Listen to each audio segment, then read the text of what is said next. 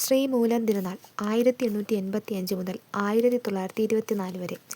Malayali memorial 1891, എതിർ memorial, Ezhava memorial 1896 ഇവ സമർപ്പിക്കപ്പെടുമ്പോൾ തിരുവിതാംകൂറിലെ രാജാവ് ശ്രീമൂലം തിരുനാളാണ്. 1886 കണ്ടെഴുത്ത് വിളംബരം പ്രസിദ്ധപ്പെടുത്തിയ ഭരണാധികാരി കൂടിയാണ് ഇദ്ദേഹം. റവന്യൂ വകുപ്പിൽ നിന്നും ദേവസ്വം വേർപെടുത്തിയ തിരുവിതാംകൂറിലെ രാജാവ് കൂടിയാണ് ഇദ്ദേഹം. മുല്ലപ്പെരിയാർ പാട്ടക്കരാർ ഒപ്പുവെച്ച സമയത്തെ തിരുവിതാംകൂറിലെ രാജാവാണ് ഇദ്ദേഹം. അത് 1886 മുല്ലപ്പെരിയാർ പാട്ടക്കരാറിൽ ഒപ്പുവെക്കുന്നത്. 1895 നഞ്ചിനാട്ട് കോതയാർ അണയുടെ നിർമ്മാണം ആരംഭിച്ച രാജാവും ഇദ്ദേഹമാണ്. 1896 തിരുവിതാംകൂറിൽ ജമ്മി കുടിയാൻ റെഗുലേഷൻ പാസാക്കിയ രാജാവും ഇദ്ദേഹമാണ്. തിരുവിതാംകൂർ ലെജിസ്ലേറ്റീവ് കൗൺസിൽ 1888 ആരംഭിച്ച രാജാവും ഇദ്ദേഹമാണ്.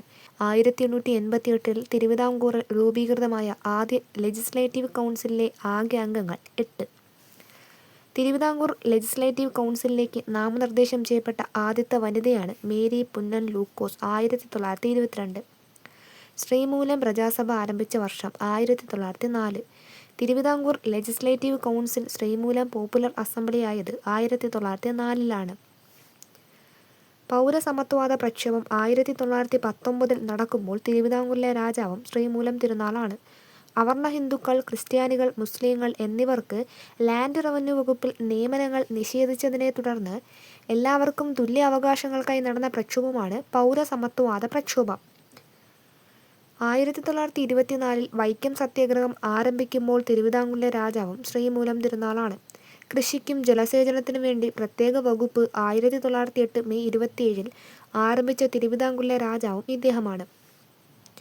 പുരാവസ്തു ഗവേഷണ വകുപ്പ്, ദുർഗുണ പരിഹാര പാഠശാല, തിരുവനന്തപുരം വനിതാ കോളേജ്, ആയുർവേദ കോളേജ്, സംസ്കൃത കോളേജ്, ഫിംഗർ പ്രിന്റ് ബ്യൂറോ എന്നിവ ശ്രീമൂലം തിരുനാളിൻ്റെ കാലത്താണ് ആരംഭിച്ചത്. പിന്നാക്ക സമുദായത്തിലെ കുട്ടികൾക്ക് സർക്കാർ വിദ്യാലയങ്ങളിൽ പ്രവേശനം അനുവദിച്ചതും ഇദ്ദേഹമാണ്. ഒരു പ്രത്യേക വകുപ്പിൻ്റെ കീഴിൽ പൗരസ്ത്യ ഹസ്ത ലിഖിത ഗ്രന്ഥങ്ങളുടെ പ്രസിദ്ധീകരണം ആരംഭിച്ച ഭരണാധികാരി കൂടിയാണ് ഇദ്ദേഹം. സ്വദേശാഭിമാനി രാമകൃഷ്ണപിള്ളയെ നാടുകടത്തുമ്പോൾ തിരുവിതാംകൂറിലെ രാജാവാണ് ശ്രീമൂലം തിരുനാൾ.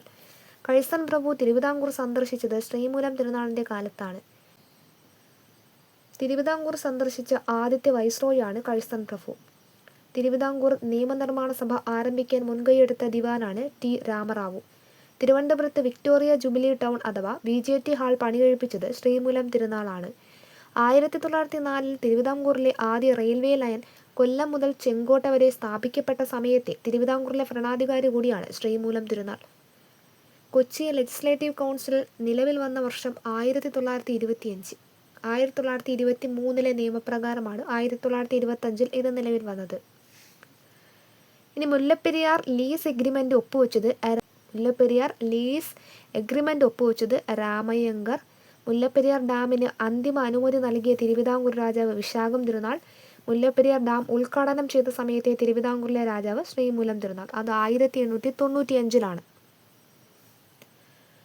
ഇനി ഇൻഫോ പ്ലസിൽ തിരുവിതാംകൂർ ഹൈക്കോടതി നിലവിൽ വന്നത് 1887. തിരുവിതാംകൂർ ഹൈക്കോടതി നിലവിൽ വന്നപ്പോൾ ജഡ്ജിമാരുടെ എണ്ണം 5. തിരുവിതാംകൂർ ഹൈക്കോടതിയുടെ ആദ്യത്തെ ചീഫ് ജസ്റ്റിസാണ് രാമചന്ദ്ര അയ്യർ. ഇനി